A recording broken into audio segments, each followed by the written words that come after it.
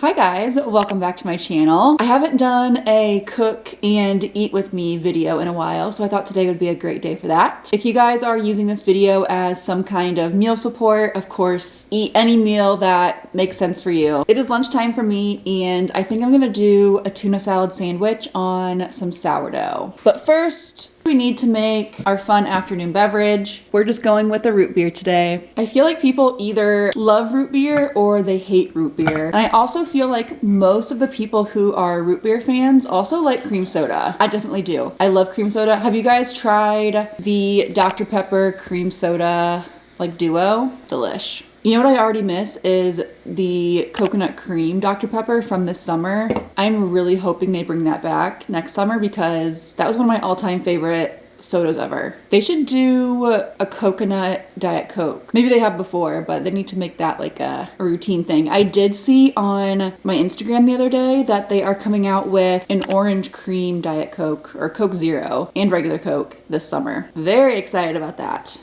I did not grow up in a family that drank soda very often, so I have taken full advantage of adulthood in this way. Ross and I have a full mini fridge stocked with our favorite beverages. Let's make our tuna salad next. We're using this flavored tuna packet from Aldi. These are great because they're usually like 75 cents or something, and they have 14 to 16 grams of protein. Not bad for a cheap protein source. Oh God. All right, this is where it gets fun.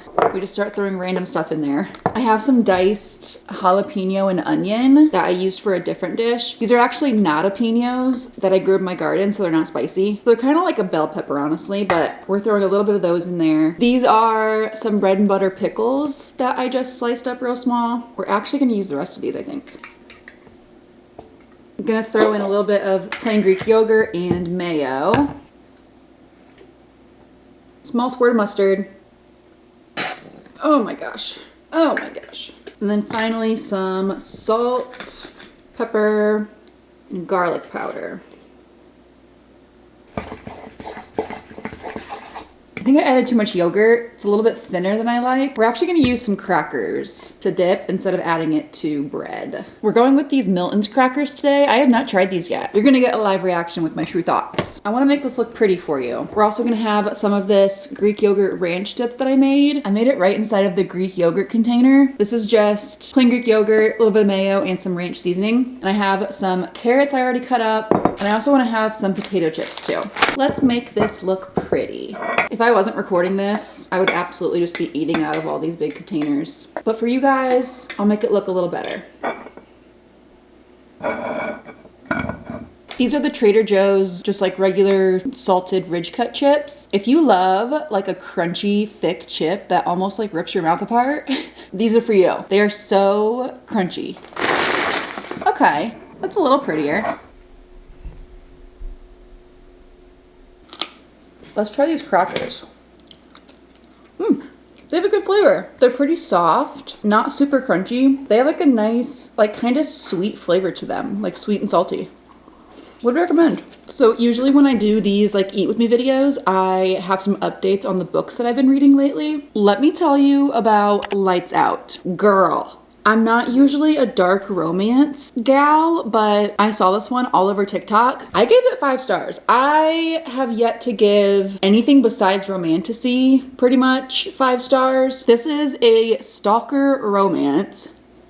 The male main character is the son of a serial killer, but he's gone through like tons of therapy, and so he's actually a pretty good guy. He's just got some dark thoughts. And then the female main character is a trauma nurse, and she has like her own trauma of her own too. So basically these two are just like made for each other. The male character, Josh, posts these like masked thirst traps on TikTok, which I am always a little weirded out when TikTok is mentioned in books because it just feels like too modern, you know? But anyway, he has like 3 million followers. His identity is a secret because he doesn't want people knowing that he's the son of this serial killer that a documentary just came out about, so everyone knows who the dad is. But Allie, the female main character, is like obsessed with his videos before she even knows who he is, and that he's actually the roommate of her ex situationship. It's crazy. I don't want to give too much more away. It is not everyone's cup of tea though, and please don't judge me for liking it as much as I did.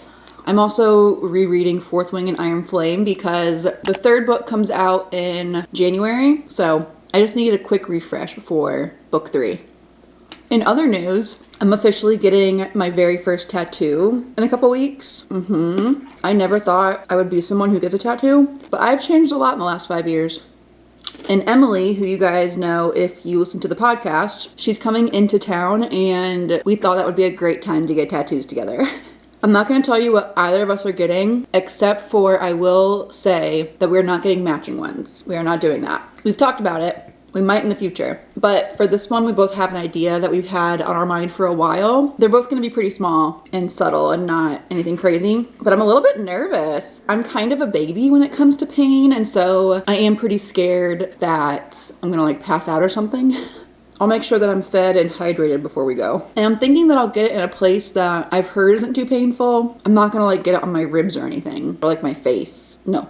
So I should be good. I don't know if you guys can hear that, but I gave Finn a carrot and he is like chomping hard off camera. The guy loves a carrot. Speaking of Emily coming to visit, we've also got a whole bunch of new restaurants to try. Well, new to her. We're planning on doing lots of thrifting, reading, just like lots of cozy fall things together. When I went to Chicago this summer and visited her, we were just like go, go, go the entire weekend. We did vlog the whole thing too. Go watch that if you have not yet. But since we were just like so busy when I visited her, we're planning on like being more chill when she comes here. Also, there's way less to do in my small town in Fort Wayne than there is to do in Chicago. Very different vibes. If you guys are actually eating with me, now's a good time to stop. Quick assessment, how you feeling? Do you want to keep eating? Is it a good place to stop? Just a quick little check-in.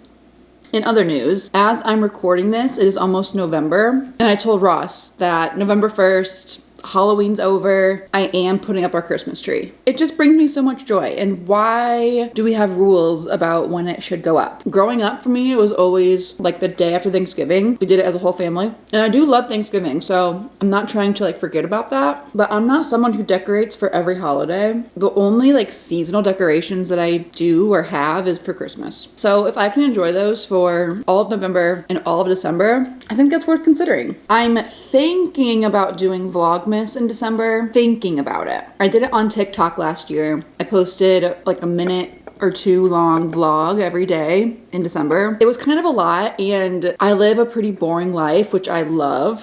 I love a boring life, which part of me feels is not worth recording, but the other part of me recognizes that people do like to see like normalcy online when people are always doing way more than what the average person does, you know? So I don't know. I might do like TikTok/shorts, or I thought I might do like weekly vlogs, long form on YouTube. If you guys have any thoughts, let me know. I'd love your input. I'm normally a relatively fast eater. Whenever I record these videos though, since I'm literally the only one talking, it takes me a while to finish eating.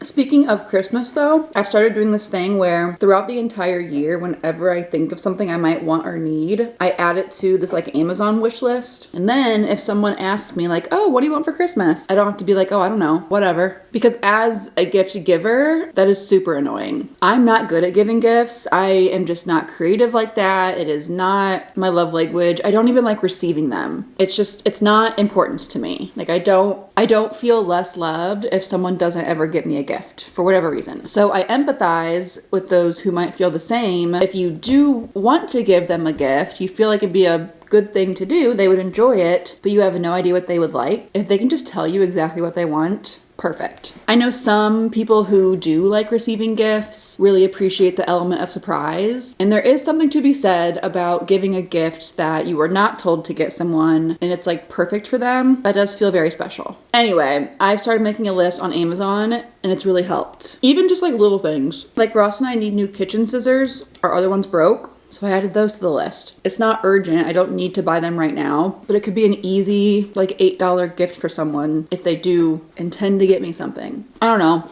Gift giving culture stresses me out big time. I wish we could all just agree to not give each other gifts. Like, let's all just hang out, have some food and drinks, play with the dogs, and that's it. We can all save our money, just not worry about it. But sadly, I feel I am in the minority here. And I know it probably sounds selfish. Like, oh, you just don't want to give any people gifts?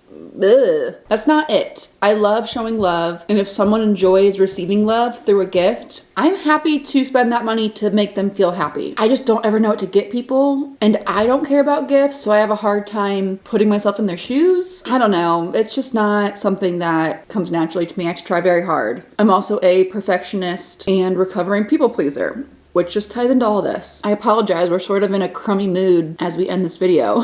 I need to get in the holiday spirit. There's a lot to look forward to besides just the gift giving. I'm at a good stopping point. If you are still eating and would like further support, I'll play another video after this one. Plenty more where this came from. Leave a comment below with what you are enjoying for your meal today. Thank you guys so much for tuning in and hanging out with me today. While you're down there leaving that comment, be sure to also leave a like and subscribe, and I'll see you guys next time.